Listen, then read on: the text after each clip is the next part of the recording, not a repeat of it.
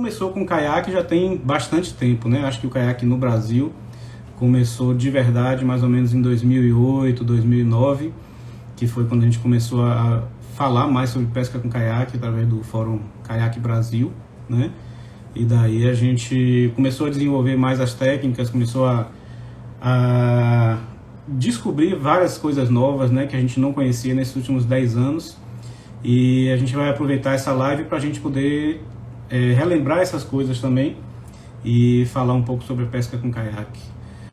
Então, velho, bem-vindo vocês dois. Estava Valeu. falando da história do caiaque, né, de como a gente começou com caiaque em 2008, né, e como é que essa pesca com caiaque evoluiu e como é que o jig apareceu, né, no caiaque. Eu tive contato com o jig a primeira vez mais ou menos em 2010, né? E na época o material era completamente tosco, né? Era um material que a gente pegava na marra, né? O peixe pegava porque estava passando ali e se ferrava. E hoje já evoluiu bastante, né? Então vamos conversar aí desde do básico, né? Eu acho que o básico é a definição do que é o jig, né? A técnica do jig, né? Para vocês, assim, Uhum. do que é que consiste a técnica do jig? Porque é uma isca artificial. Então, como toda isca artificial, o básico é que ela deve imitar mais ou menos o que acontece com a comida do peixe. Né? Eu acho que o primeiro pensamento para quem vai pescar com artificial é esse. O que é que vocês acham da técnica do jig em relação a isso? Bom, Paulão, o que eu entendo pelo jig é justamente isso, você simular uma isca, um peixinho machucado, ferido, né? O que eu vi de relatos, assim, quando surgiu o jumping jig, espera aí, Nath, relaxa. Justamente eles queriam chegar até os peixes lá das profundidades maiores utilizando isca artificial. Isso a gente só conseguia fazer com currículo, né? Uhum. Então era só com currículo e eles desenvolveram essa técnica de descer uma isca pesada, muitas vezes de chumbo, né, de outros materiais, umas ligas metálicas, e fazendo essa simulação de um peixinho machucado. Tanto Uhum. uma coisa que a gente faz desde os primórdios é a coisa da pindocada, né? Vem justamente de fazer esse movimento de um peixinho machucado, de um alvo mais fácil, né, para o predador. Tá. Eu acho que quem está começando assim, a primeira vez que vê um jig, né, a primeira vez que olha para um jig, né, um jigzinho aqui. A primeira vez que ele olha para um jig, ele percebe que tem o formato de um peixezinho e tal, mas eu, a primeira vez que eu olhei, eu duvidei. Falei, rapaz, isso aí não vai pegar nada, não. Né? Só que assim, quando você vê o jig na água, o peso dele que ele tem fora da água desaparece, né? Ele ganha um movimento, ele ganha uma leveza que parece que ele é maleável, não parece que ele é rígido, né? Eu acho que uma das coisas do jig também é isso, é você perceber como é que o jig trabalha dentro da água, para você fazer o movimento dele, para tentar fazer justamente isso, imitar uma presa, né? Um peixe ferido. E aí vem a questão, né? Não é em qualquer lugar que você pode pescar de jig, né? Tem uma profundidade mais ou menos que você consegue pescar. Assim, falando de jig de 30, 40 gramas, que é o jig que a gente usa mais comumente, assim, né? Para vocês, quando é que a gente começa a pescar com jig? Em que profundidade vocês acham que a gente deve começar a tentar? A gente começa, né, um tipo de pescaria dentro da Bahia e a gente aprendeu a ir pescando, né, com iscas menores e com profundidades que variavam entre 20, 25 metros até 30. E aí, à medida que a gente vai evoluindo um pouquinho, a gente vai saindo, né, dessa questão de profundidades e variando um pouquinho mais. Então, Uhum. assim, eu acredito que a gente consegue pescar, né? Tanto de 5 metros, 10, 20, 30, 40. Não tem um limite. Eu acho que tudo vai depender um pouquinho da dimensão do que você vai estar utilizando. Sobretudo com os microgigs. Exato.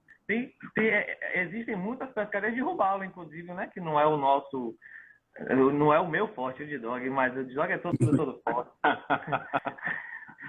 Então, assim, em profundidades pequenas, né? 5 metros, talvez, e existe. Mas a gente acaba se especializando um pouquinho mais na pescaria, né, em alto mar. Demais. E profundidades que variam normalmente de 30 a 45 metros, eu acho que é uma profundidade que a gente tem uma abrangência maior, né, de atividades. Uhum. Essa é uma outra coisa que quem está começando, às vezes, por isso que minha pergunta. Ele quer usar o mesmo jig de 5, 6 metros de profundidade lá nos 30 ou 40, né? E nem sempre ele consegue fazer isso. Por exemplo, aqui, ó. Esse jigzinho aqui é um micro, né? É um micro jigzinho e é jig do mesmo jeito que esse de cá, que é um jig monstruoso, que eu nunca usei, nunca fui em profundidade para poder usar ele, né? Então, assim, a técnica é parecida, né? Só que o micro jig, você usando ele, como você falou, às vezes eu já pesquei robalo com 1,5 m, 2 metros de profundidade com micro jig, inclusive embaixo do caiaque. Uhum. Né? Então, assim, é uma isca que ela tem uma dinâmica enorme. Você consegue usar ela em vários lugares e ir adaptando ela de acordo com o que você está procurando. Não é isso? É mais ou menos isso. Eu acho que tudo vai né, da proporção, ou seja, para profundidades, bem grosseiramente falando, digamos que em profundidades menores a gente vai estar utilizando um micro, equipamentos mais leves, mais simples, mais inferiores, né, em relação a peso, tamanho. Uhum. E quando você vai partindo para profundidades maiores, espera-se, né, utilizar equipamentos mais robustos, mais pesados, para que você consiga até chegar ao fundo, né? Uhum. Então, se você, não que não dê para pescar de micro em profundidade de 40 a 50 metros, não é isso.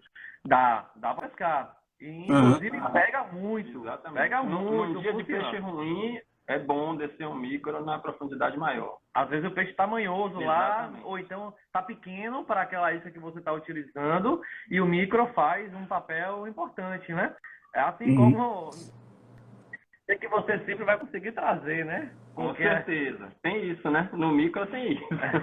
Você pega, mas às vezes não dá para trazer, porque o peixe é maior que a dimensão do equipamento. a gente acaba subdimensionando, né? Isso. Mas falando um pouquinho de subdimensionar, acho que a gente acaba trazendo uma esportividade maior, né? Acaba sendo mais prazeroso e muitas vezes você está pescando dessa forma, né? De forma mais sutil, mais leve, você percebe mais o vento, a briga fica mais acirrada, né? Você dá uma chance maior. Dá uma chance pro peixe, né? Mas com dog não tem daí. Não dá chance. Fica aqui, vai. Ó, Kira, mostra pra gente aí como é um conjunto de um jig médio aí de 30 a 40 gramas e o conjunto do assist hook, como é que é essa montagem? Vou pegar aqui para mostrar. Olha O dog vai assumir aí. Sensei vai pegar aqui o de 30 a 40 lá embaixo. Eu vou pegar aqui 50 gramas aqui. Para essa montagem... Beleza. Funciona aqui, né? O que é, Paulão, o que eu acho mais importante para a montagem de qualquer dimensão do jig? Isso aqui, ó. O assist que você utilizar, ele não pode abraçar e prender no jig. Isso é o mais importante. Ele tem que deslizar no jig, certo? Então, ele tem que sempre... Por exemplo, esse aqui é um jig reto, um jig de uma ação mais rápida, né? Uma jigada mais rápida. A gente com um jig mais largo, aí observa aqui, ele abraça o jig, ó. Ele abraça, ele tem a possibilidade de, enquanto você giga, prender no jig. Então, isso mata a ação do seu jig. Matou a ação, você vai sentir até um pezinho maior, percebeu que você perdeu ali o jig. Então, você troca, bota um assist que ele consiga abraçar e não prender. Aqui, outro que esse já abraçou e já seguiu, já está deslizando. Isso de abraçar e prender, Ronaldo, depende do tamanho do anzol? Tamanho da do posição. Tamanho do anzol. Isso. E a posição dele interfere? Olha só, às vezes tem gente que gosta de fazer o assist bem curtinho, bem próximo à cabeça do jig, né? Bem próximo mesmo. E os dois da mesma altura. Eu aprendi com o meu sensei aqui que o tá raso, tá fundo a gente tem uma possibilidade maior, né, de conseguir uma ferrada do peixe. Entendi. Porque você tem 2 anzóis em 2 alturas diferentes. Mas se você usa também ele muito próximo aqui, às vezes o Kevlar que você tem aqui não dá nem espaço para que ele abrace a barriga do jig. Então funciona também, mesmo sendo um anzol menor, que possa vir a prender caso ele esteja com um comprimento maior de assiste. Mas como ele está curtinho, ele fica muito próximo aqui. Não tem problema não. Mas está relacionado ao tamanho, mais ao tamanho do anzol do que do assiste. Certo.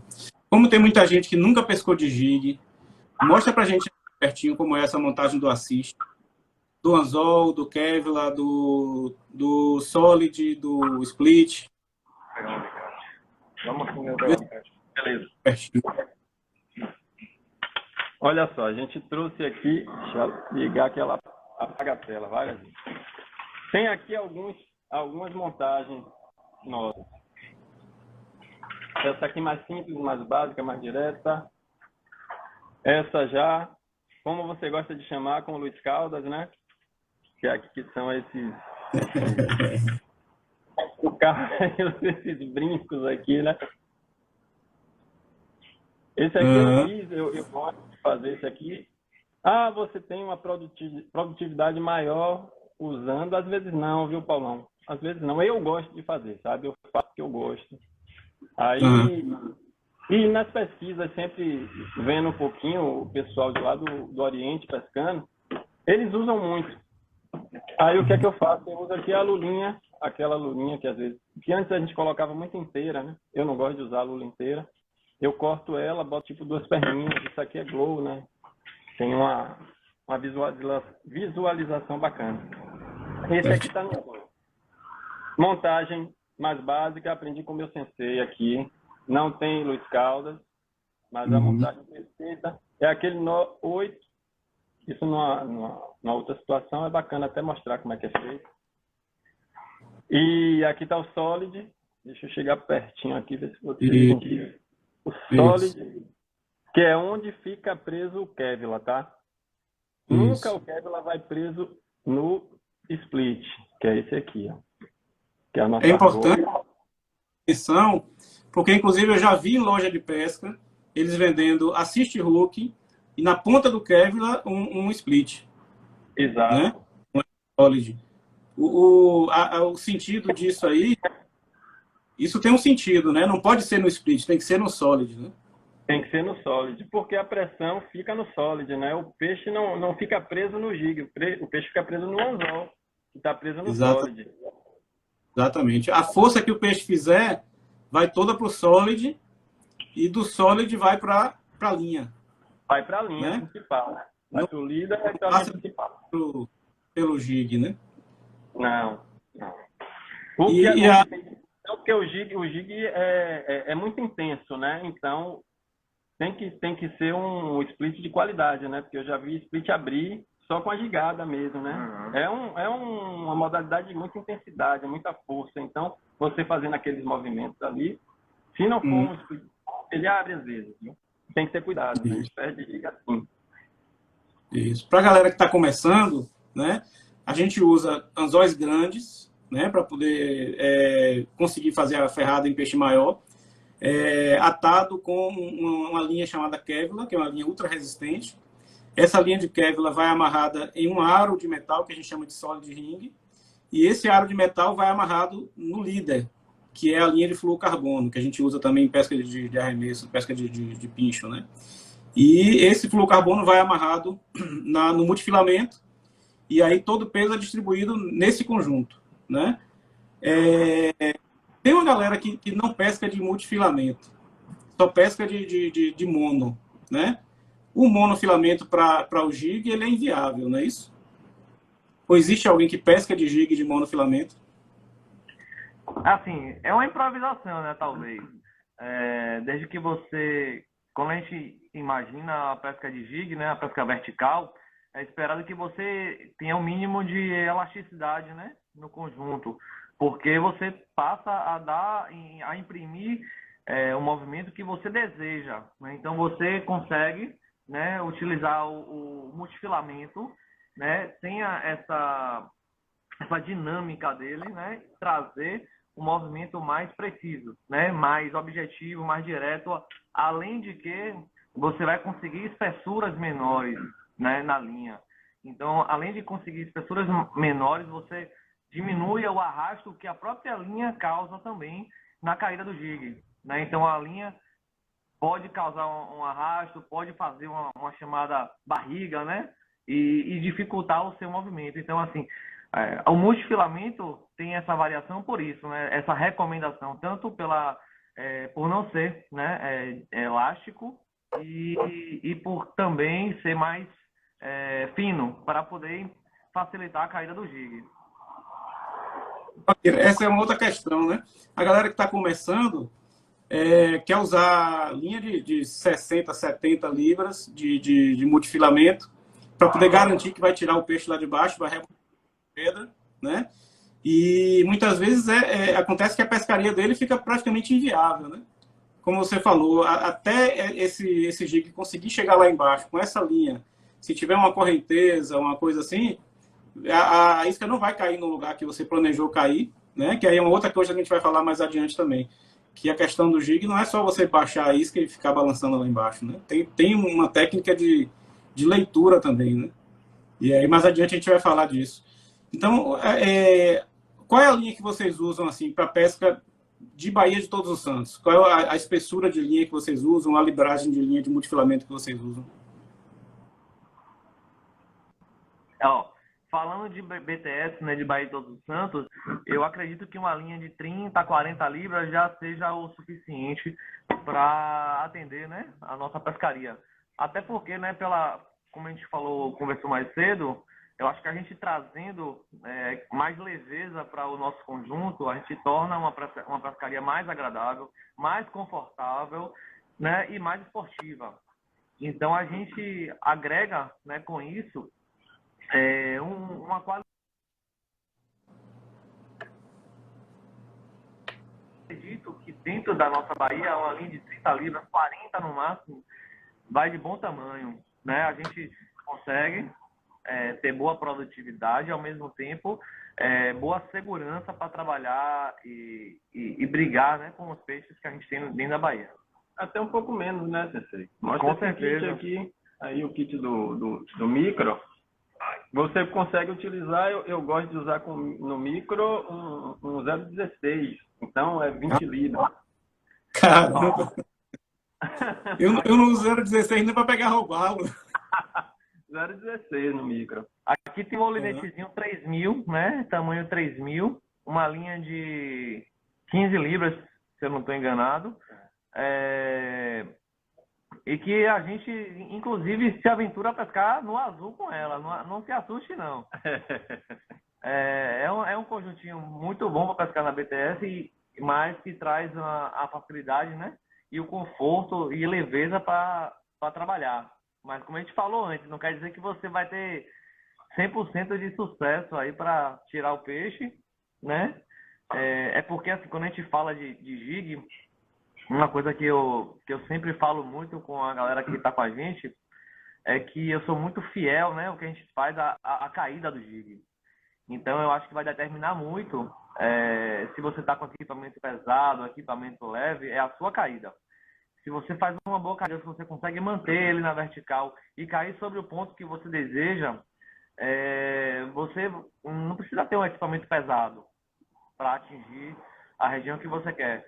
Porque com o equipamento leve você, né, acaba compensando também variações de vento, maré, correnteza e conseguindo atingir da mesma forma. Então, assim, como você, né, pediu um equipamento levinho aqui, ó, um 3000 que a gente pesca confortavelmente, muito tranquilamente dentro da Bahia e tem bons resultados. Pesca também brinca um pouquinho na meia peça, lá nos 40, 50 metros e não deixa de tirar peixe por isso. Não deixa a desejar, não.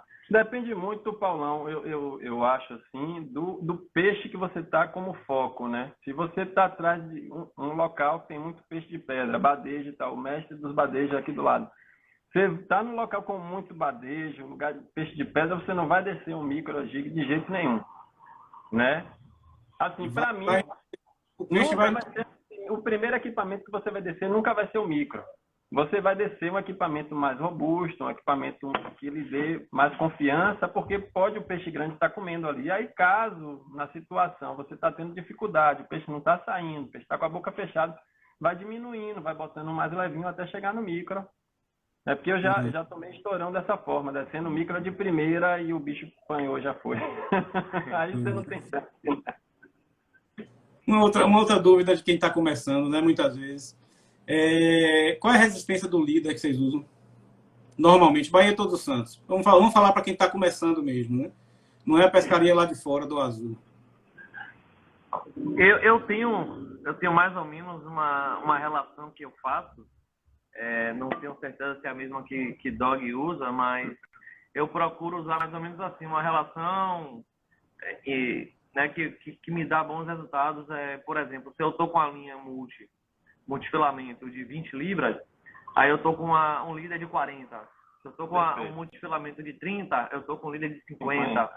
É mais ou menos essa relação. Se eu estou com um líder de 60, um multifilamento de 60, aí eu já vou botar um líder de 80.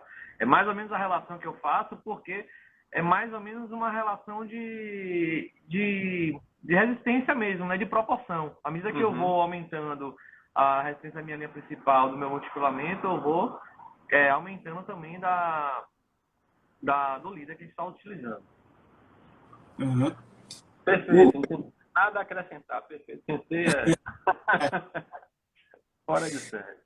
Muitas vezes o nó do líder com o multifilamento, se você bota uma desproporção muito grande, tem risco de soltar também, né? É mais fácil do multi deslizar no líder, né? Tem essa questão também. Isso. A proporção também está relacionada ao nó. Ele fica mais firme, né? Uhum. Estabelecendo essa proporção que o Japa passou, você fica tranquilo para fazer o nó. Beleza. Então, assim, a gente já falou aí do jig, né? Depois a gente vai falar dos formatos de jig, do trabalho que a gente pode fazer com cada um. A gente já falou aí do assist hook, né? Do conjunto assist hook, que é o anzol, o Kevlar, o split, o solid, né? Já falou do líder, já falou da linha. E a vara de jig? O que a vara de jig tem de diferente das outras varas? Por que eu não posso usar uma vara de currículo ou uma vara de ação mais rápida para um jig? Ou eu posso usar? Olha, Paulão, eu tenho uma coisa que, assim, qualquer tipo de paradigma em pescaria, esqueça. Eu já, por experiência própria, de ter alguns colegas com material completamente equivocado, ele do lado pega o peixe, e quem está com o equipamento todo certinho, fazendo tudo dentro dos parâmetros e tal, não pegou nada. Isso já vi acontecer algumas vezes, tá? Mas é bom a gente seguir assim um certo padrão. Uma vara de currículo normalmente é uma vara muito pesada, né? É uma vara que está ali mais para você conseguir estar fazendo aquela tração da isca, seja com caiaque, seja na embarcação. E a briga com o peixe vai ser, ela não vai interferir tanto. Para o jig, a gente precisa de uma vara leve e que tenha uma ação de deslocar, né, de conseguir arremessar esse jig para cima quando você faz o movimento, né? Não adianta, é a coisa do equilíbrio do equipamento. Você com um jig muito pesado, muitas vezes, uma vara muito leve, você está fazendo o movimento, a vara fica toda tracionada, você está recolhendo o jig apenas no recolhimento do molinete ou da carretilha. A vara não está fazendo ação, o jig não está trabalhando direito. Então, quando você liga, ela tem que fazer aquela ação de dar a estilingada, né, para cima do jig, para ele justamente fazer o movimento dele. Então...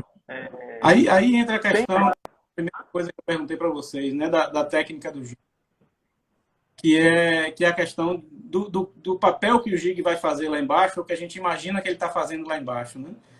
A primeira vez que eu pesquei de jig, eu pesquei com o Otávio, e Otávio é aquela brutalidade toda, né, de cada puxada são 5 maniveladas.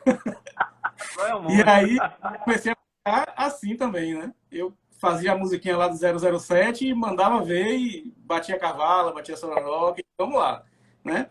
Depois, já assim, mais para adiante, com vocês dois, com o Milton e tal, eu fui vendo que não precisava desse material tão vigoroso, assim, tão pesado, né?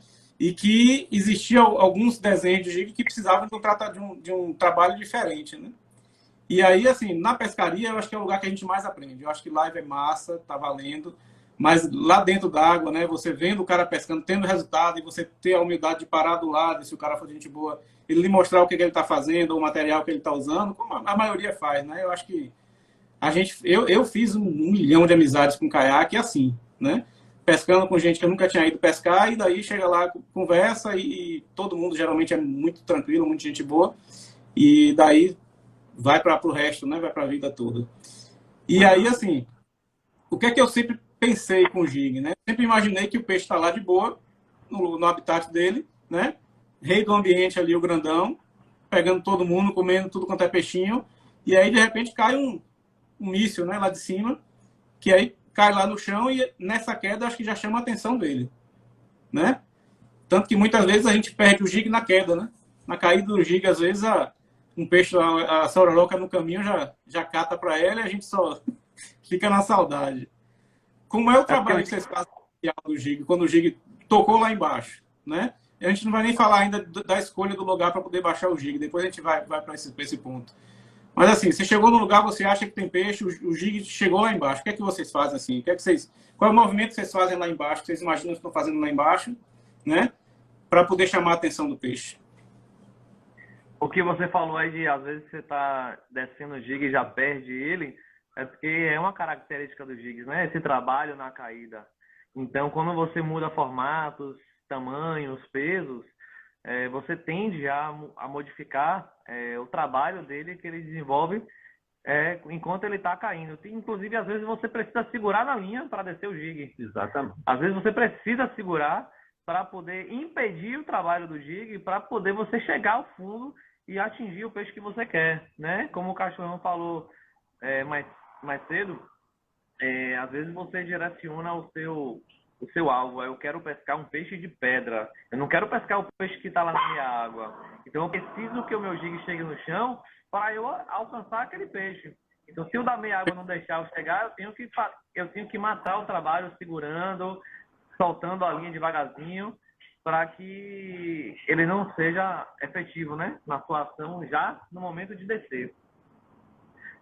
É isso aí, perfeito.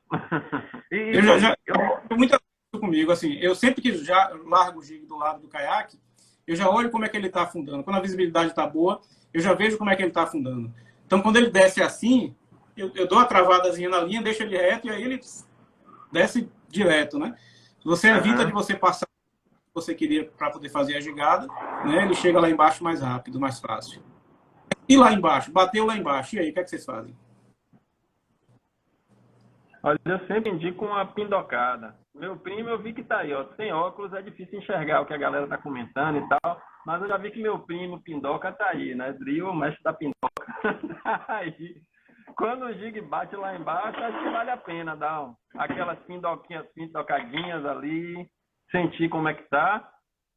Aí depois, a depender, se você tá com um jig de velocidade, você já faz aquele trabalho mais rápido mesmo, mais vigoroso, né?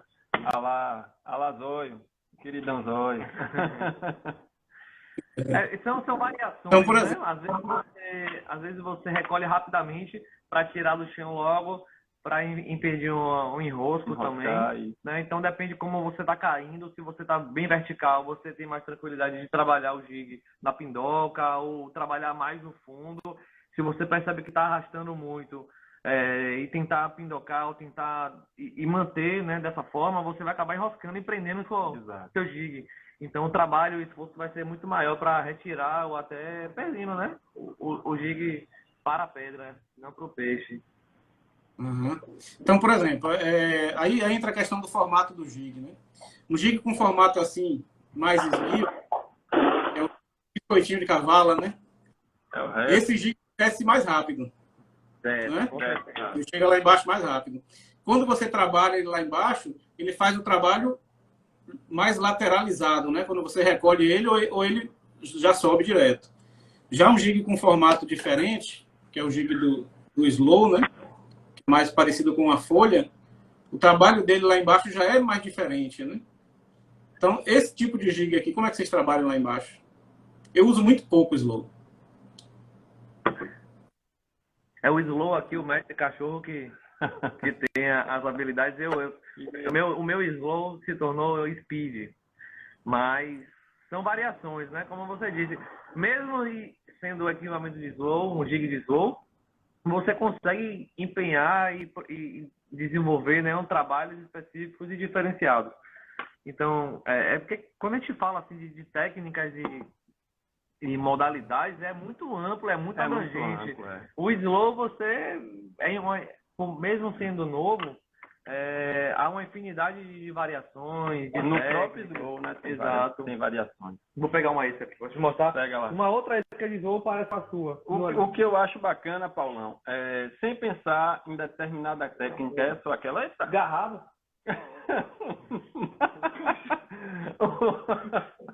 O cachorro acabou de se fisgar na isca aqui, mas já soltou.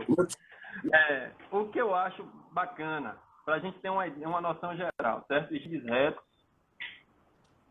gigs de mais velocidade, certo? Mas como o Japa sabiamente disse, variação, para mim, é o segredo, tá? Variação sempre do movimento é o segredo. Mas quanto mais... Tipo você não recolher numa velocidade só. É tipo o que você faz, o que Zóio sempre ensinou para todo mundo, né? Variação, certo? Você está variando ritmo, variando a gigada, você varia também o recolhimento, tá? A variação é o segredo. Tá aqui, um jig mais largo. Esse já é um jig de trabalho, a gente costuma chamar de jig de trabalho, é um jig que você pode trabalhar de forma mais aqui. Pronto, ficou mais bonitinho aqui. Né?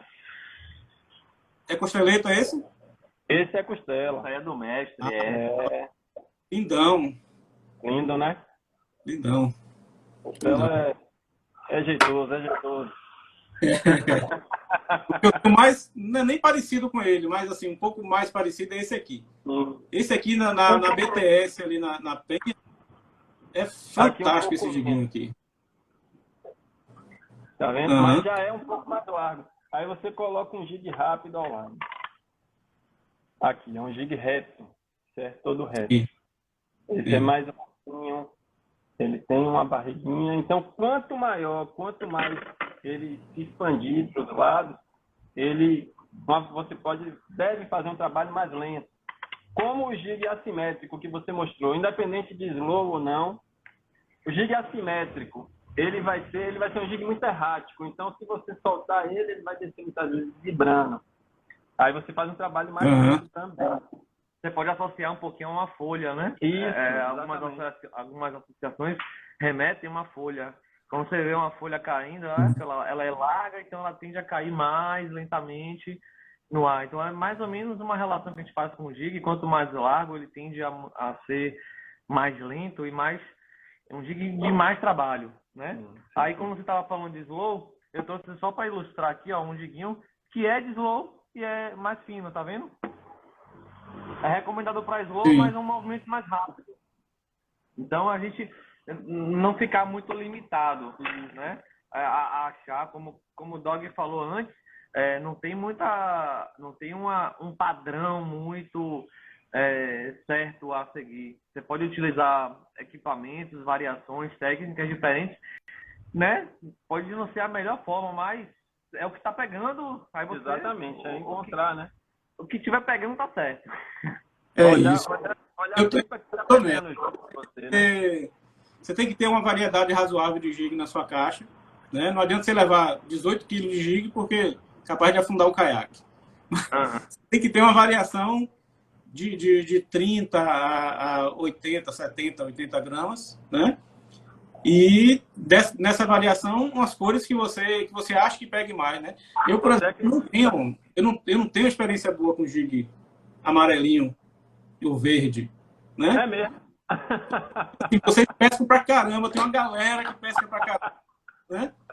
E aí eu não tenho experiência boa, né? A gente já viu que lá dentro da penha, o que mata a pau é o laranjão, Engraçado é questão de local, né? A mesma coisa em Itacimirim.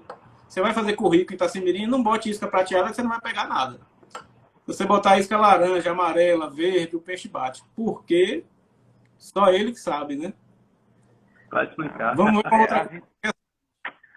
A gente acaba direcionando, né, o jig para o tipo de peixe. Então, muitas vezes, jigs mais rápidos a gente associa a cavalo, a peixe de passagem mais rápidos, e jigs mais lentos, um pouco mais trabalhosos, para peixes, né, de fundo, peixes um pouco mais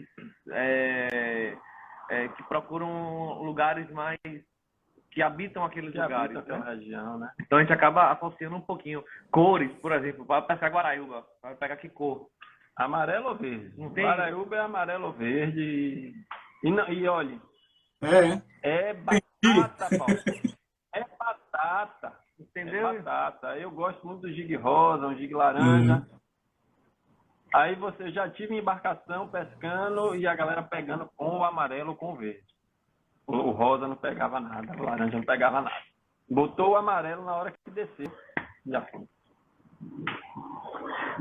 Beleza. A galera tá fazendo aqui. Depois eu vou voltar aqui nas perguntas que todo mundo fez. A gente vai tentar responder aí nos 10 minutos finais a pergunta da galera. Eu falei para você mesmo, a gente já tem 45 minutos de live. Já tá rapidão, tá correndo.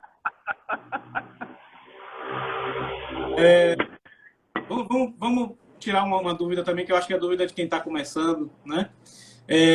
Como é a leitura básica do sonar, né? Que vocês fazem assim, né? A gente vê na brincadeira lá da pescaria a poeirinha, coalhou, tomahawk, uma pedrinha, um carrinho. Você vai ouvir essa ainda. Atratou desse. Eu vou conseguir hoje os pontos do bombacha, viu? Como é que é básica do sonar que vocês fazem? Ô, Paulão, olha, estou aqui ao lado do mestre da sonda. Ficamos todos seguindo a sonda do sensei. O sensei é que comanda a região.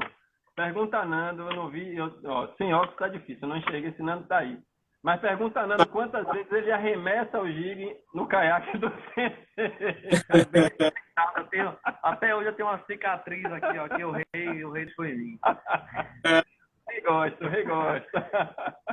Mas assim, falando de sonda e de cair, aí eu vou ser um pouquinho, falar um pouquinho do que eu falei antes, né? Quando eu falo de sonda, eu volto a falar daquela questão de caída, né? Por que eu volto a falar nisso? Né? Porque eu acredito muito no que a gente está fazendo, vai depender muito. Faz toda a diferença. Como você vai apresentar a sua isca para o peixe. Então, por isso que eu insisto, né? E trabalho de forma muito em comum, né? E conciliando, né?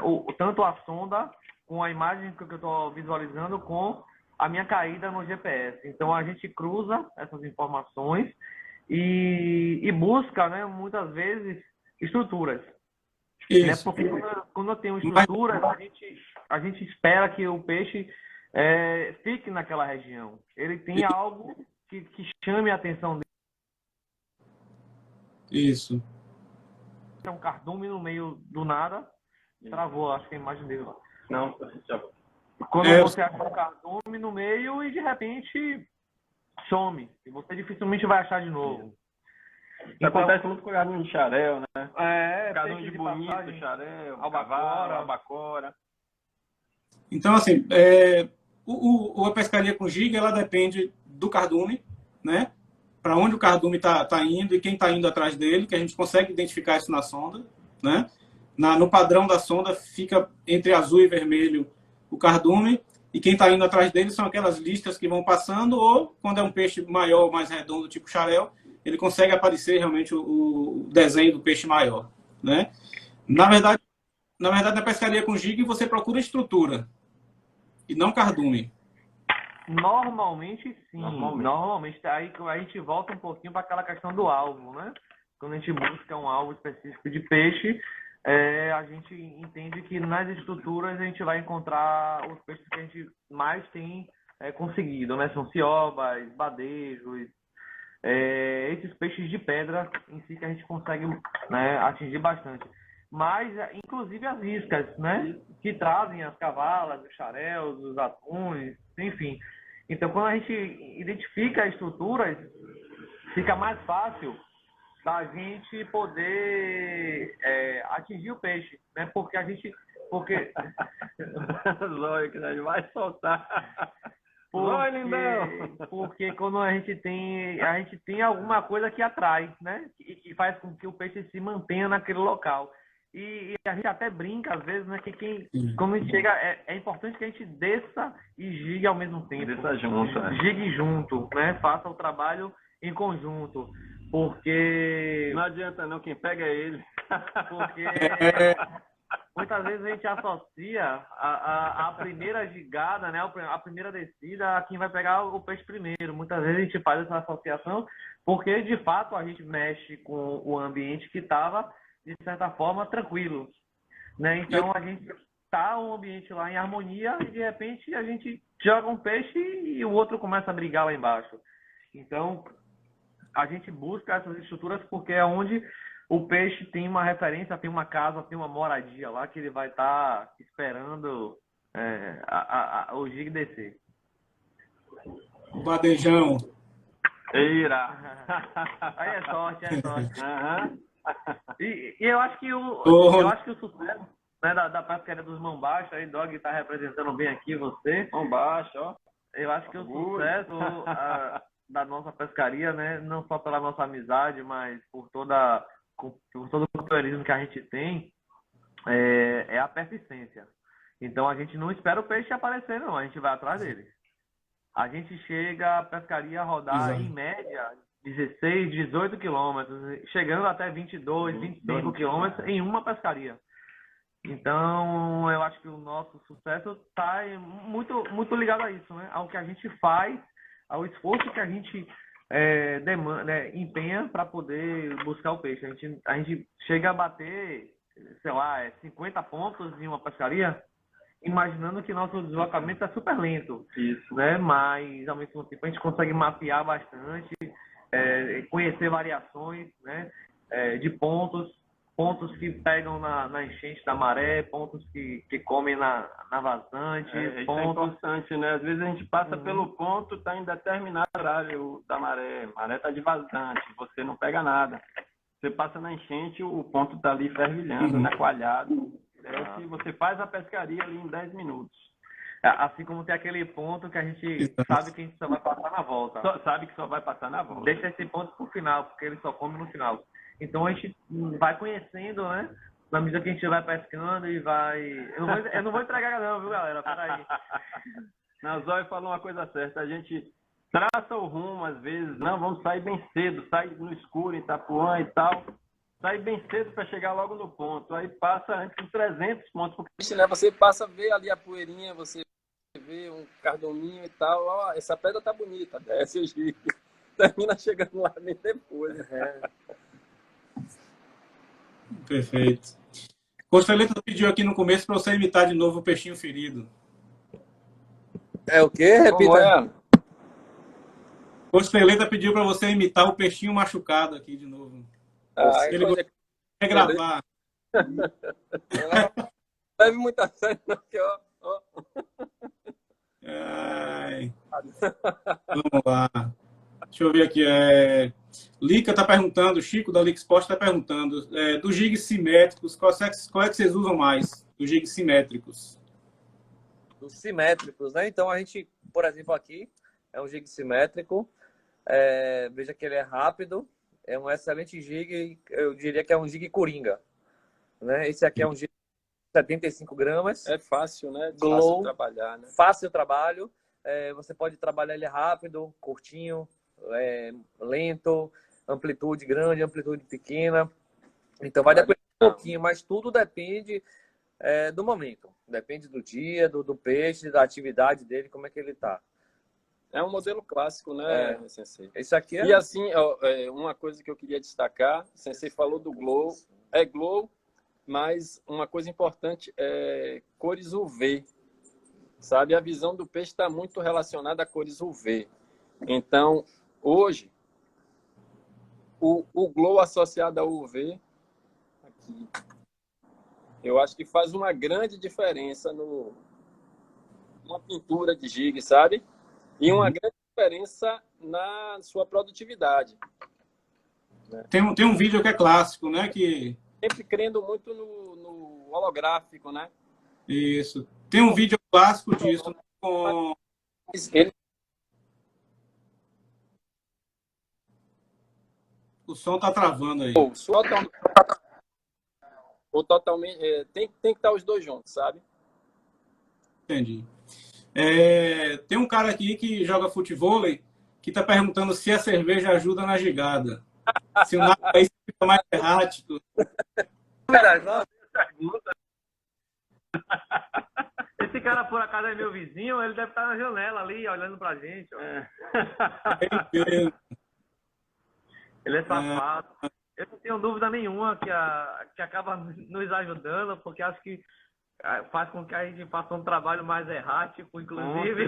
Com certeza. Mas olha só, mas completando o que eu estava falando das cores e tal, o feoso é uma curva fora, sabe? É fora da curva, é diferenciado mesmo.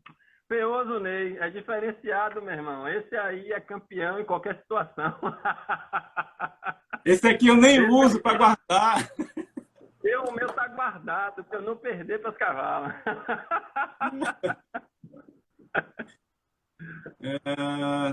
Vamos ver aqui. Adriano até comentou daquilo que você falou do material leve, né? Que tem gente que pega olhete com aquele material. Que molinete é aquele ali, Dog? Aquele foi o Stradic 3000. Stradic 3000 e a varinha? Olho de boi 3000. Uma varinha para micro, Paulão. A gente pode usar, eu uso, inclusive uma varinha de pincho, uma varinha da Marine Sports, uma Evolution, eu faço ela para micro jig, uma varinha de 20 libras. 20 libras. Fiz uma adaptação com o nosso mestre Milton. A gente fez um alongamento no cabo justamente para ter um conforto na gigada, mas ela consegue gigar muito bem e assim já levantou olho de boi de bom tamanho. Então funciona bem, trabalha o jig bem. Sabe, você ir testando é importante, né? Equipamentos top de linha, quando eu acho que você vai desenvolvendo um conhecimento, um contato com os equipamentos, né? Até para sentir a necessidade de um equipamento melhor. Você começa com equipamentos e tal mais simples. Você pode pescar, você só pode pescar com equipamento top, não. Você consegue pescar com equipamentos mais interessantes, tá? Consegue ter pescarias bacanas. Mas aí você, quando vai pescando mais, você vai criando a necessidade de evoluir no equipamento. Sabe? Aí você vai entendendo o porquê dessa evolução, né? O porquê de você querer um outro equipamento que tenha determinada ação, uma vara que trabalhe mais ponta, uma vara que trabalhe mais até o meio do blank, sabe? Isso como você faz na pescaria. E isso não é frescura. Não é uma coisa que, quando você vai pescando, tipo assim, o giro do molinete, a quantidade de giros que ele dá em cada giro da manivela, o comprimento da manivela, o encaixe da manivela na mão, para você já fazer o trabalho de levantar o jig e já fazer o giro ao mesmo tempo. Então, é um movimento que é cansativo, quando você não tem o equipamento certo, né? E quando você está com o equipamento certo na mão, com o peso certo, com o casamento certo de linha, de vara e de jig, de molinete, você pesca o dia inteiro. Você não pesca. É importante para que você tenha maior conforto também, você consiga utilizar a própria inércia do jig, né? Exato. Então, em profundidades grandes, às vezes você acha que um jig pesado vai lhe comprometer muito. Mas quando você utiliza a inércia do jig e o movimento dele, você passa a utilizar menos esforço. Né? Porque você dá mais amplitude, muitas vezes, dá uma amplitude maior ao jig, enquanto ele está na subida ainda, você dá outro toque nele para ele subir. Então, você utiliza a própria inércia e o movimento dele para continuar fazendo ele subir. Você não espera ele descer para subir de novo. Diminui seu esforço. Diminui seu esforço. Exato. Então, depende um pouco da cadência que você utiliza também. Isso. Mais uma pergunta aqui de Edson Neto, que ele não pesca de jig, ele está começando. Ele tem uma vara de 17 libras. Está perguntando se dá para poder pescar com essa varinha de 17 libras. Depende da varinha, Paulão. Depende da varinha. A gente não, assim, eu não sei exatamente que varinha é essa, para que ela foi feita. É uma varinha de pincho, né? Não, deve ser uma varinha de pincho. Depende, né? Se ela for uma varinha de cabo do banco sólido, se ela for sólida, talvez ela consiga ter um desempenho de jogar o jig para cima. Mas se já for oco, eu não sei se ela vai conseguir sustentar toda a intensidade do jig. É porque falando assim em libragem também, eu vou associar com o equipamento de micro, né? Por exemplo, esse meu equipamento de micro de light, ele é um equipamento que a gente chama de PE 08 a PE 1,5. É porque PE acaba sendo uma especificação japonesa, né? Para bitola e não para resistência. Então, convertendo grosseiramente, digamos que o PE 1,5 eu tenha 15 libras, né? Bem grosseiramente, uma conversão bem grotesca. Então, não deixa de ser um equipamento que eu consigo utilizar. Eu até brinco com o pessoal quando eu falo de qualquer equipamento poder pescar. Tem até um vídeo, inclusive, que eu fiz junto com o Zóio lá. Graças a Zóio, a gente conseguiu sucesso. Acostumado eu tava né, gigando, tava trabalhando jig com equipamento de pincho. E Sim. no costume de depois de ter o peixe atacado, eu coloquei a mão na frente, porque eu tenho um cabo maior no equipamento de jig. Na hora que eu botei a mão na frente, a vara, eu peguei no blank da vara e a vara quebrou. Então, não é que não dá, desde que você respeite, né, o limite do equipamento. Dá para utilizar? Eu acredito que sim. Mas você tem que entender que o limite dele é diferente, né? Até onde ele vai, para você respeitar isso. E a importância do cabo mais longo, né? Aquele cabo mais longo, ele não está ali, não é por acaso, né? Ele está ali para ajudar justamente na hora do trabalho, que você encaixa ele aqui embaixo da axila, né? Do sovaco, e você já fica com o braço numa posição que você consegue fazer o movimento sem ter que dobrar demais o braço, né? Você consegue fazer o movimento do jig mais ergonômico, né? Numa posição mais confortável, né?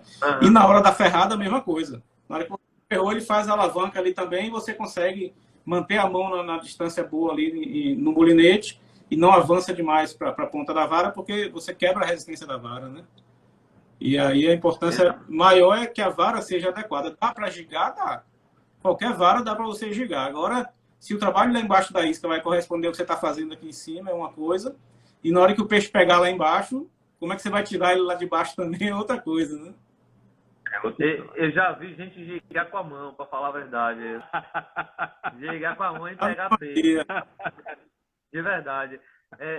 Paulo, eu acabei vendo aqui duas perguntas que eu acho que dá para a gente relacionar. Acho que foi Edson que falou aqui que perde muito jig, né? Como é que ele pode evitar isso? E tem outra pergunta aqui que fala sobre a vara, a ação da vara se interfere no trabalho da isca. Marcão. Beijo, Então, Marcão. Então, pontual. Normalmente as lives duram 1 hora. A gente está completando 1 hora agora. Então pode ser que caia. Viu? Se cair, aí deixa para a cena dos próximos capítulos. Manda ver aí. Com o Mestre Dog não falta conteúdo. Então, assim, só respondendo rapidamente, se ele está perdendo muito a isca para cá, provavelmente um pouco mais. Quando eu estou gigando lento, eu não tenho chance com a... vou relacionar com o trabalho da vara, né? Porque se eu estou com uma vara de trabalho lento, eu procuro associar um molinete, uma carretilha de trabalho rápido. Então eu consigo compensar o trabalho lento da vara com um molinete mais rápido, né? Mas quando eu estou com a vara mais rápida ou média, assim, eu consigo já trabalhar um molinete de ação mais lenta, porque eu acho que, inclusive, o movimento mais lento, mais cadenciado, você consegue talvez ser mais atrativo. Não só aquele movimento rapidão, que eu achei muito rápido, eu acho que é mais para esses peixes de passagem, esses mais nervosos, assim, que estão passando ali, mais vorazes. Para mim, assim, perder jig como a gente perdeu aquela que a gente foi pescar embarcado, né, que foram os 2 barcos, a gente perdeu quase 14 gigs cada um, aí não tem quem aguente, a loja lucra e a gente vai à falência. Mas assim, você fazer uma pescaria que você não tem ação nenhuma, que você não perde gigue nenhum, é pior. Eu prefiro perder meus 2, 3 gigs para a sororoca ali, saber que ela tá. Mas olha, tem Vamos lá. aquele que é a cavala escolhe também, viu, Paulão? A última pescaria que eu fiz com costeleta, tinham 5 no barco e a cavala só cortou o gigue dele, cortou uns 5 gigue dele. Porque ele é mais lentinho, aquele safado. Ele é mais manhoso. É isso. Ele E é você acha que o peixe. Você acha que o peixe corta mais na parada, na mudança da velocidade, ou ele corta de qualquer jeito? Ele corta até na caída, Ele vamos falar a corta até na verdade. caída. Ele tá deixando o gigue descer, daqui a pouco ficou leve. Ele não chega no fundo, não, ficou leve, parou de descer, acabou, cortou. Às vezes você para de gigar e o peixe ataca. Então, assim, eu acho que o movimento mais lento tende a facilitar o corte da cavala. Eu sempre percebo isso. Quando eu estou com um conjunto lento, eu perco mais giga. E já é certo. Eu boto o equipamento rápido e costumo trazer as cavalas. Mas aquela questão dos paradigmas. Eu já tive situação de só pegar mesmo cavala, trabalhando slow, lentamente, bem lento. Ela pegava no fundo, só com o gigue bem lento. Então, é aquela coisa do paradigma, sabe? A gente tem mais ou menos aquilo que funciona, que acontece e tal, mas tem um dia que ela tá pegando só no lento, e aí mudou completamente o que você trazia como conhecimento, sabe? Você tem que estar muito atento ao dia, à situação, à pescaria, o momento. É tentativa e erro, né? E você vai desenvolvendo sua técnica. Eu penso assim. É isso aí. E para quem está começando agora, assim, qual é a dica que vocês dão, assim, cada um de vocês aí? Para quem está começando, já pesca sei lá, já pesca de currículo, né? Está querendo começar a tentar pescar de gigue e gramagem de isca para Baía de Todos os Santos, tipo de trabalho, custo mais ou menos próximo de um conjuntozinho, vara, molinete, linha. Bom, eu acho que esse universo é um pouco amplo, né? Né? Depende um pouquinho assim do quanto cada um acha que está disposto, até pode estar até dispondo para aquisição de equipamentos, mas eu acho que quando a gente vai pescar, o ideal é que a gente já vislumbre, né? Já tem um direcionamento para não ficar errando e comprando coisas desnecessárias. Então, já que vai pescar no mar, eu acho que o ideal é buscar um equipamento que tenha boa resistência à água salgada, pelo menos. Isso. Então, assim, procurar uma vara que você não vai querer substituir ela depois, né? Não precisa pegar a melhor de todas, mas a gente sabe que tem varas excelentes de custos muito, muito bons, né? Que pode atender facilmente a necessidade de cada um. Assim, né? Mas eu acho que o importante é perguntar mesmo, é buscar parceiros, companhias. A gente tem uma infinidade de pessoas, né, que podem nos ajudar. Tem o Chico aí na loja que pode mostrar tantos equipamentos, iscas. A gente tem o Costeleta aí que faz as iscas, que faz as varas. Então, acho que dá pra gente fazer umas 20 lives, né, só com ele aí. Só com ele, exatamente, só com ele. E falando justamente das diferenças do trabalho da ação da vara, o que é que isso vai interferir no jig, vara de slow, vara de speed, vara média, vara rápida. Tem muito assunto aí para falar com ele, viu, Paulão? Sem dúvida. Hoje, né? É um universo. Às vezes as pessoas me perguntam, por que você me indica tal equipamento? Eu falo, poxa, eu não sei, velho, porque felizmente hoje em dia eu só estou usando um equipamento desse safado aí, do Costeleta, porque é o que eu acredito, né? Não estou puxando o saco não, só um pouquinho. Mas é uma verdade. Se você olhar para todo lado aqui, só tem isso aqui. É verdade. Então, Costeleta é bom de prosa, mas estou vendo o Bosco dizendo que Costeleta é bom de prosa. É porque a gente acredita. Tem uma pergunta aqui que eu vou responder direto. Eu não sei quem é, não. Assiste com aço flexível, diminui a produtividade? Sim. Diminui, sim. Diminui direto. E não acha que a cavala não corta, não, porque corta. Olha, se for colocar aço, eu prefiro o aço rígido. O aço flexível, ele já comigo, eu já usei, quebrou. O peixe atacava em qualquer lugar, menos no lugar do que estava. Então, O rígido ainda é menos pior do que o flexível. Mas, galera, uma coisa importante, o peixe tem que ter chance também. Não use aço, não. Não use aço, não vale a pena. Não vale a pena. O peixe tem que ter chance. Tem até A menor possível. Chup, o rei tá aí. O rei usa o chup-chup. É, Sumiu. diz que o Marcão vai derrubar a live, viu? é o quê? Mas assim, o Marcão vai derrubar a live aqui, porque diz que não pode pescar com aço flexível. Marcão é safado. Do que eu perguntei para vocês em relação a custo, né? Eu já olhei algumas vezes e a gente encontra um conjuntozinho bem razoável de molinete e vara para na faixa de 600, 700, 800 reais. Eu acho que a gente consegue um conjuntozinho que dá para você pescar bastante tempo com ele, né? E eu acho que é o custo mínimo, assim. Eu acho que para você ter um material que vai durar. Porque é como a Kira falou, você pode gastar 150, 200, 150, 200 e gastar 10 vezes isso. Gastar R$ 2.500 só trocando material de 150 e 200. E você pode gastar R$ 800 ou R$ 900 e comprar um conjuntozinho que você vai lhe satisfazer, dá para você pescar bastante com ele. E depois, se você gostou da brincadeira, você começa a evoluir, né? Começa a ir para vara customizada, para molinete customizado, para linha afundante, linha com libragem maior e espessura menor, e por aí vai, né? A brincadeira né? E eu acho, na minha opinião, só funciona se você for persistente. Se você não for persistente, desista do jig logo, porque se você vai 4, 5 gigadas e desistir, você não vai pescar de jig, né? Tanto que, assim, a última pescaria que a gente fez, que o Ronaldo estava com a gente, foi lá da Penha, e o Thiago Landim tinha ido para lá, e ele estava meio desanimado, assim, e tal. Aí, quando começou a ferrar peixe, aí ele animou. Tá sem áudio, vocês. Tá sem áudio, vocês.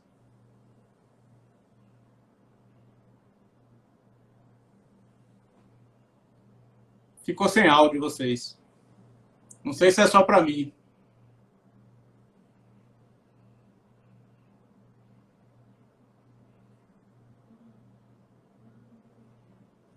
Beleza.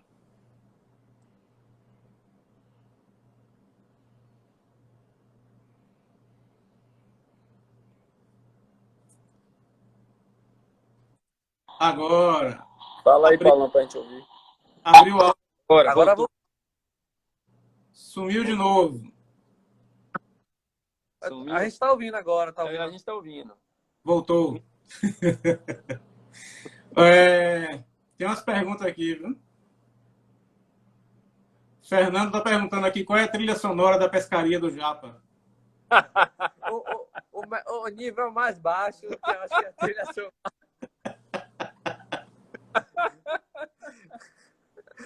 É rasteiro. É o nível mais baixo, aquele nível que chama tomar uma. Beleza, galera. Acho que foi massa, foi legal a live, né? Como a gente falou no começo, é assunto para muita coisa. Eu acho que depois a gente pode fazer algumas outras e focar num tipo de pescaria, tipo, pegar o Japa aí, que é especialista em badejo, e ele clarear para a gente aí qual é o segredo, né? Para dar uma chance para a gente também, né? Se pega um ou dois aí. E aí a gente vai fazendo outras. E eu acho que todo mundo aproveitou aí bastante. E vamos lá. Querem complementar mais alguma coisa? Paulão, só completando o que você fez a pergunta do equipamento, né? Eu diria que, sobretudo para a galera do caiaque, pensar no equipamento light, né? Que você consiga trabalhar jigs entre 50 e 80 gramas, porque a gente fica muito aí, sabe? Fica muito dentro desse universo de 50, 80 gramas. 75 a gente adora. É o Coringão, 75 é o Coringão. Então, um equipamento light, como o Japa falou, que seja resistente à salinidade, é importante. Isso é importante. E como a gente conversou sobre as linhas, já tentar colocar um multifilamento, buscar um multifilamento mais fino, pensando nessa ideia ali dos 30, 40 libras, você está bem servido. Se for um multi de qualidade, 30 libras funciona bem. Um equipamento light funciona muito bem. A proporção que o Japa passou também, 30, 50, 40, 60. Só uma coisa que eu acho interessante falar é que quando a gente está trabalhando no jig, a gente tem que entender que é uma pescaria assim, um pouco brusca demais, né? E agressiva. Tanto para o equipamento quanto para o conjunto. Isso. Então, às vezes você subestima, né? O quanto você vai estar trabalhando ali, né? Esforçando. Mas é um esforço muito grande mesmo no equipamento, no conjunto. E às vezes você pode não conseguir tirar o peixe por isso, né? Porque você não vai ter um freio, não vai ter resistência, mas não é sempre. Então, assim, você tem que ser rápido, tem que ser ligeiro, tem que pensar na caída, tem que mudar, tem que cair para fora da pedra. Então, assim, são variações, é uma imensidão de coisas. E, assim, acho que a gente acaba trazendo, né, para a nossa realidade do caiaque, falando agora no caiaque, que a gente é um mini barco. Então, só que nesse mini barco você é capitão, você é marinheiro, você é pescador, então você acaba sendo tudo ao mesmo tempo. Então, você tem que ser muito seguro e muito direto, muito ágil para poder conseguir, né, desempenhar todas essas atividades ao mesmo tempo. Entender as situações, né? Entender a maré para onde está correndo, entender o vento, para onde o caiaque está correndo, porque o que o Japa falou, a caída, para mim, é 80% da pescaria de jig. Se você não fizer uma boa caída, você não vai pegar o peixe, não tem jeito. Então, você tem que perceber para onde a maré está correndo, para onde seu caiaque está indo, para onde você está direcionando para você conseguir fazer a caída certa no ponto e chegar ali o mais próximo possível do peixe. E não tem explicação que a gente consiga dar que consiga clarear isso totalmente. Só lá. Tem que estar no mar. Você tem que estar no mar. O que é que eu observo em relação à caída, né? Se eu avancei para o caiaque até o ponto que eu vi que tinha uma estrutura ou que vocês estão ali por perto, e eu baixei o jig, eu já vou olhando a linha. Se a linha começou a fazer uma barriga, ou começou a ficar mais deitada, eu sei que meu caiaque está saindo do ponto, o jig vai cair lá no ponto, mas meu caiaque está saindo do ponto. Quando o jig chegar lá embaixo, que a linha estiver nessa posição aqui, eu vou puxar, se eu puxar para cima da pedra, já era. O jig vai na pedra. E o trabalho que eu vou fazer no jig nunca vai ser igual assim do que se eu estiver trabalhando ele assim. Porque eu trabalhando ele assim, ele faz a dancinha, né, lá embaixo. Se eu estou puxando ele assim, ele vai meio que sem graça, né? O peixe provavelmente não vai atacar ele. Então, acho que é para quem está começando.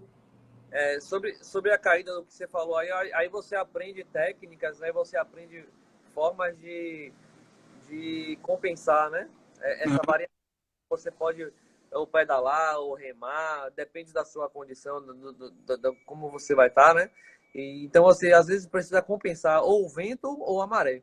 Então, aí você tem que se posicionar de forma a compensar o que? A compensar essas interferências. Uhum. Tem um cara perguntando aqui, como é que faz para identificar um ponto bom sem um sonar? Sem o sonar, você pode ver atividades na flor d'água, muitas vezes. Às vezes você vê na flor d'água aquele cardume de sardinha que está fervilhando ali. Então, normalmente, aquele é um ponto que acaba tendo... Na última pescaria na Ribeira aconteceu isso. A gente estava tentando pescar há quase mais de 3 horas e o sonar pipocando de peixe. Quando a gente viu embaixo, estava passando um cardume enorme de paru branco. Coisa mais linda. E aí, atrás do caiaque de Ronaldo, começou a fervilhar água para tudo quanto é lado. E aí eu estava com material de pincho com uma iscazinha para arremesso, não conseguia arremessar. Ronaldo arremessou e aí se embolou com a encrenca lá do tamanho do mundo. Um xarelzão aí de o quê, Ronaldo? Uns 8 quilos? Uns 7. Aí, Paulo, fica aqui sobre achar um ponto. Eu pesquei muito tempo sem sonda, sem GPS, sem nada disso. Dentro da BTS, o que é que eu fazia? Eu colava naqueles navios que já estavam ali apoitados há muito tempo. Então, eu colava naqueles navios, a corrente ia me levando por todo o casco e eu ia gigando ali. E nisso eu pegava bonito, pegava sororoca, guaricema, sabe? Você pega de tudo. Nessa situação. Sem o sonar é meio complicado. Sem o sonar.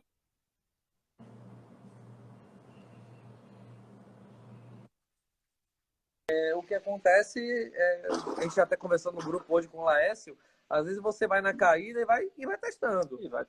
Então, não há o que fazer, né? Você tá cega, mas em algum momento você vai passar por alguma atividade, o peixe vai rodar até você, mas é aquela coisa de esperar que o peixe venha até você. E a gente não espera por isso, a gente vai atrás dele. Chegar até um boião, por exemplo, também Sim. é uma possibilidade. Você encontra uma boia, tem boias próximas ali no Porto da Barra. Você chega no boião e vai gigando, e a maré vai levando, você vai gigando até tentar achar o peixe, né? Afastou demais, volta lá.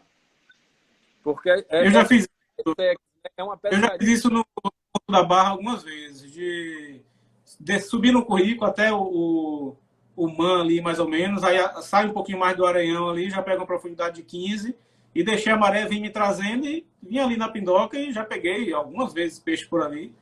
Né? E às vezes até você descobre um pontozinho, uma pedra que você nunca tinha passado e tal, passando devagarinho ali com o sonar, às vezes você acaba descobrindo. Né? Isso mesmo, Paulo. Porque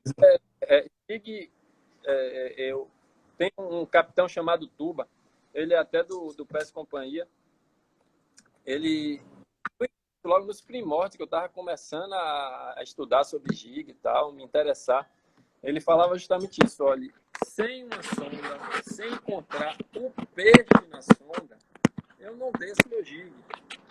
Porque é você gigar nas cegas, gigar no escuro. Você não está vendo, você vê, até encontra até a situação, mas assim, é pesca embarcada, tá? Por isso aí tá falando de 100 metros, tá falando de 80 metros, você gigar às cegas, 80, 100 metros, é bem complicado. Mas a sonda para pesca do jig é um acessório indispensável.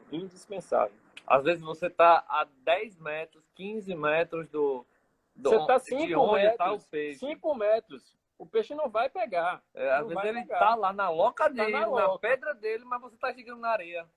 Você vai pegar um bom nome lá. Você vai pegar um bom nome lá. Pau não pega também. Já peguei nos 40 metros já. Aí, ó. Beleza. Bom demais, viu? Obrigadão aí a disponibilidade de vocês. E vamos ver se a gente consegue fazer outros, né? E aí a gente vai diversificando mais, ou focar num trabalho só de jig, ou no local de pesca, e a gente dá algumas dicas de segurança também, aproveitar. Nessa semana até aconteceu um problema aí com o Dilton está tag na live também.